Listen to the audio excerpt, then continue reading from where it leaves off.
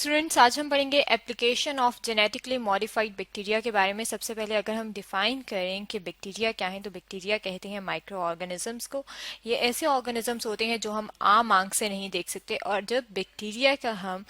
जो इनका वरासती मादा है, यानी कि जो इनका हेरेडिटी मटेरियल है, जब हम उसे थोड़ा सा मॉडिफाई करते हैं, तब्दील करते हैं, तो हम कहते हैं कि ये जेनेटिकली मॉडिफाइड बैक्टीरिया बन गए। और इन जेनेटिकली मॉडिफाइड बैक्टीरिया का इस्तेमाल क्या है, इनका एडवांटेज क्या है, ये किस तरह से इस्तेमाल होते हैं डेली लाइफ में, वो हम देखेंगे application of genetically modified bacteria में। यहाँ पे ये जो हमारे सामने डायग्राम दिखाई गई है, इसमें दिखाया गया है कि किस तरह से जेनेटिकली मॉडिफाइड बैक्टीरिया बनाए जाते हैं। अब जेनेटिकली मॉडिफाइड बैक्टीरिया जो है, ये फर्स्ट ऑर्गेनिज्म थे, फर्स्ट लिविंग ऑर्गेनिज्म थे, जो कि लेबोरेटरी में मॉडिफाइड करके तैयार किए गए थे। यहाँ पे अगर हम अपने सामने स्टेप्स देखें कि क्या है, तो यहाँ पे हमारे सामने ये बैक्टीरियल प्लाज्मिड नजर आ रहा है। बैक्टीरियल प्लाज्मिड की अगर हम बात करें कि ये क्या है, तो बैक्टीरिया के अंदर एक एक्स्ट्रा क्रोमोसोमल पार्ट होता है, जैसे कि यहाँ पे आपको ये नजर आ रहा है, ये बैक्टीरियल डीएनए है, लेकिन यहाँ पे इसके पास जो है ये एक प्लाज्मिड मौजूद है जो सर्कुलर शेप में है। अब ये जो प्लाज्मिड है, अगर हम ये ले लें किसी और बैक्टीरिया का, और ये प्लाज्मिड जो है अगर हम ले लें, तो ये वेक्टर के तौर पे काम करता है। वेक्टर जो है ये व्हीकल के तौर पे काम करती है, जिसमें हम कोई भी फॉरेन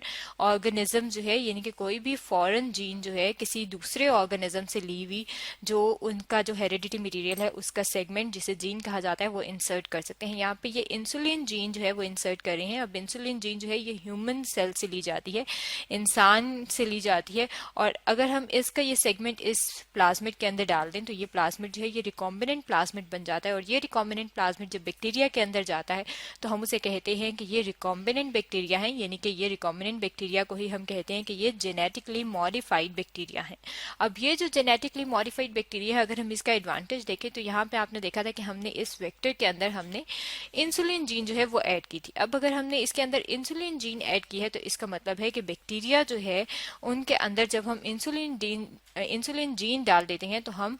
आर्टिफिशियली हम कह सकते हैं कि हम सिंथेसाइज कर सकते हैं इंसुलिन को। और इंसुलिन की अगर हम बात करें कि यह क्या है, तो इंसुलिन जो है ये एक हार्मोन है। हार्मोन जो है वो केमिकल्स होते हैं, और ये इंसुलिन क्या करती है, हमारी ब्लड में हमारा जो खून है उसके अंदर जो हमारा शुगर लेवल है उसको कंट्रोल करती है। अब शुगर लेवल कंट्रोल करने के लिए इंसुलिन जीन के लिए अगर हम बात करें कि वो कौन से बैक्टीरिया इस्तेमाल किए जाते हैं, तो बैक्टीरिया बहुत सारे टाइप्स के हैं जो कि माइक्रो ऑर्गेनिज्म है। उनमें से जो बैक्टीरिया इस्तेमाल होता है वो है ई कोलाई, यानी कि ई कोलाई जो है ये एस्चेरिचिया कोलाई जो है, इसे ये भी कहा जाता है। इसके अंदर, इस बैक्टीरिया के अंदर हम इस तरह से इंसुलिन जीन डालते हैं, और इंसुलिन जो है उसे हम artificially outside the living body synthesize कर सकते हैं। इसके अलावा जो है अगर हम बात करें कि और कौन कौन सी चीजें हैं जो हम बैक्टीरिया के जरिए, यानी कि जो जेनेटिकली मॉडिफाइड बैक्टीरिया है उनके जरिए सिंथेसाइज कर सकते हैं, तो हम प्रोड्यूस कर सकते हैं क्लॉटिंग फैक्टर्स। क्लॉटिंग फैक्टर्स की अगर हम बात करें कि क्लॉटिंग फैक्टर्स क्या हैं, तो जो हमारा ब्लड है, जब कहीं से हमारी बॉडी में कहीं इंजरी हो जाती है,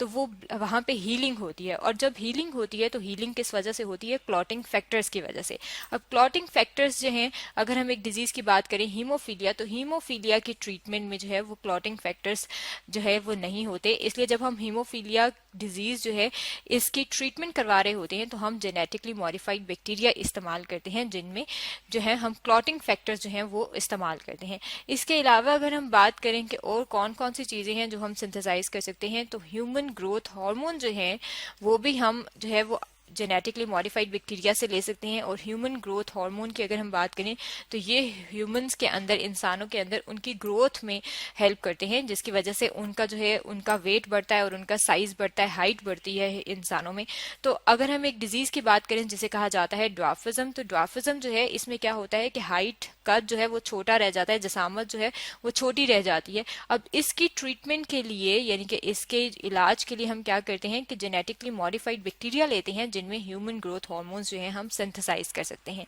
इसके अलावा अगर हम बात करें कि और कौन कौन सी एप्लीकेशंस हैं जेनेटिकली मॉडिफाइड बैक्टीरिया की, तो एक और जो हार्मोन है, एक और जो केमिकल है, हार्मोन जो है वो केमिकल सब्सटेंस होते हैं, तो हम कहते हैं कि एक और जो हार्मोन है वो है उसका नाम अगर हम देखें तो वो है बोवाइन ग्रोथ हार्मोन, और इसकी अगर हम एब्रिविएशन लिखें तो बोवाइन के लिए हम स्मॉल बी लिखते हैं, और G8 जो है ये ग्रोथ हार्मोन के लिए है। अब ये जो हार्मोन है अगर हम इसकी बात करें तो ये एनिमल्स में इस्तेमाल होता है, और एनिमल्स में जब हम ये हार्मोन देते हैं तो उसकी वजह से एनिमल्स पे क्या इफेक्ट होता है कि उनकी जो मिल्क प्रोडक्शन है वो इंक्रीज हो जाती है। और एक जो एस्टिमेट लिया गया है कि कितनी इंक्रीज हो जाती है मिल्क प्रोडक्शन इस हार्मोन की वजह से, तो 25% मिल्क प्रोडक्शन जो है वो इंक्रीज हो जाती है। और ये जो ग्रोथ हार्मोन है ये हम किससे सिंथेसाइज कर सकते हैं, ये हम जेनेटिकली मॉडिफाइड बैक्टीरिया से सिंथेसाइज कर सकते हैं। इसका मतलब है कि जेनेटिकली मॉडिफाइड बैक्टीरिया जो है उनका ये एक और एडवांटेज है। इसके अलावा अगर हम बात करें तो एक और जो ऑर्गेनिक कंपाउंड है वो भी हम सिंथेसाइज कर सकते हैं, और वो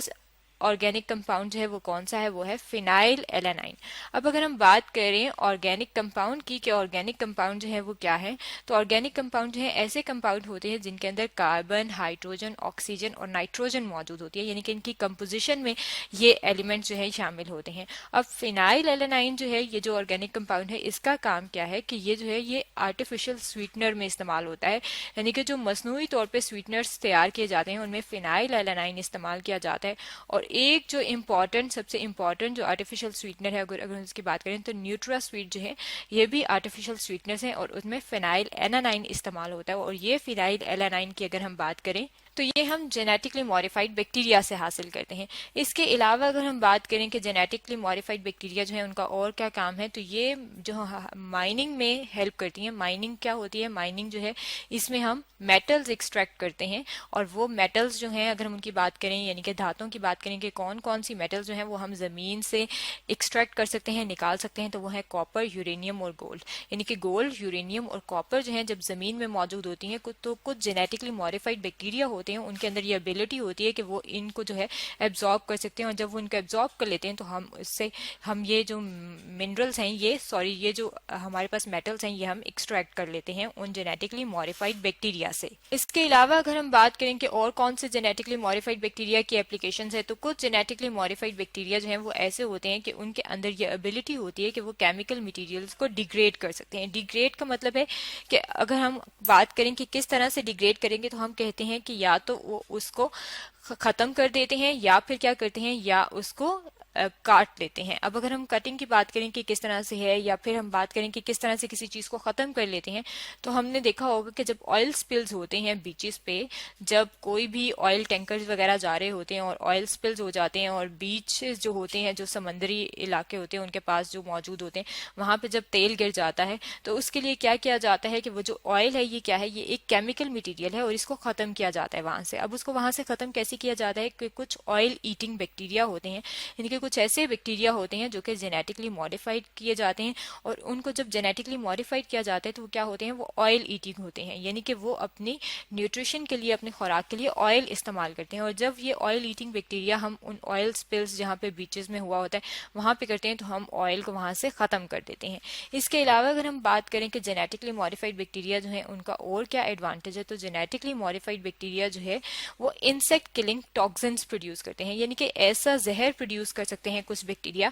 कि वो जहर जो है वो इंसेक्ट्स को खत्म कर देता है, हशरात को मार देता है। अब जब वो हशरात को मार देता है तो जो प्लांट्स हैं, कुछ प्लांट्स ऐसे होते हैं कि जब उन पे इंसेक्ट्स आके बैठते हैं तो उनकी यील्ड जो है, जो उनकी पैदावार है वो कम हो जाती है। इसी तरीके से जो कॉर्न प्लांट्स है जिसे उर्दू में हम कहते हैं मकई, जो मकई के प्लांट्स हैं जब लग रहे होते हैं, उनकी फसल लग रही होती है, तो उनकी रूट्स में जो है ये बैक्टीरिया मौजूद होते हैं, और जब ये उनकी रूट्स में ये बैक्टीरिया मौजूद होते हैं तो ये टॉक्सिन प्रोड्यूस करते हैं, और उनके इन टॉक्सिन की वजह से इंसेक्ट्स जो इन कॉर्न प्लांट्स पे आते हैं वो मर जाते हैं, और वो इस फसल को डिस्टर्ब नहीं करते, और इनकी पैदावार जो है वो उसी तरह से बरकरार रहती है। इसका मतलब है कि बहुत सारे जो जेनेटिकली मॉडिफाइड बैक्टीरिया हैं ये उनके एप्लीकेशंस हैं कि वो किस तरह से हमारे जो डेली लाइफ है उसमें किसी न किसी तरीके से पार्टिसिपेट कर रहे हैं, और जब ये पार्टिसिपेट कर रहे होते हैं तो हम कहते हैं कि ये जेनेटिकली मॉडिफाइड बैक्टीरिया जो है इनकी मदद से हम जो बहुत सारी चीजें हैं वो हासिल कर रहे हैं, ये बहुत सारे जो काम हैं वो हम अपने जो है वो इन बैक्टीरिया की मदद से, जो कि